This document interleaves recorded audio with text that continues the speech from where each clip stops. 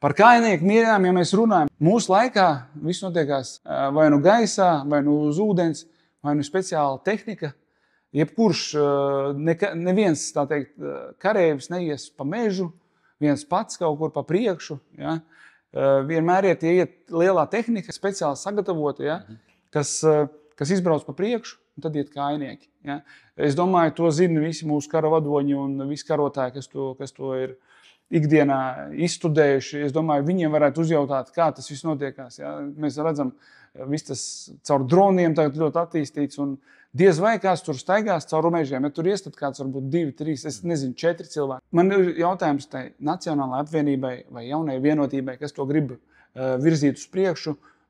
Jūs domājat par saviem cilvēkiem, vai jūs tomēr nedomājat par saviem latviešiem? Jo mēs tagad dzīvojam šeit latvieši, un tad tie meži būs visi miruši, tā teikt.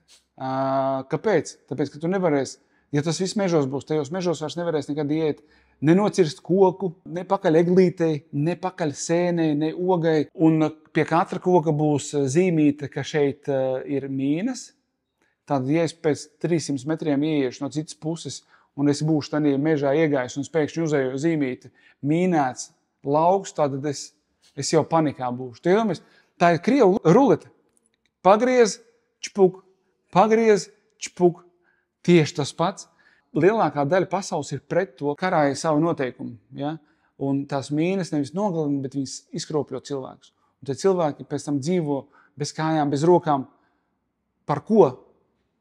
Kāpēc? Tas, kas muka projām no kara, tas, kas negribēja karot. Saprot? Un šeit ir tas jautājums. Vēlreiz izdomājieties, ja sākās karš un mūsu bērni muk projām, jo viņi būs spiesti muks projām. Ja? Ja mēs kā vīri paliekam šeit pastāvēt par savu valsti, mēs pastāvēsim, bet bērniem ir jābūt drošībā. Un ja viņi var aizmukt projām, tad lai viņi muk projām. Šeit sanāk, ka mēs būsim slazdā.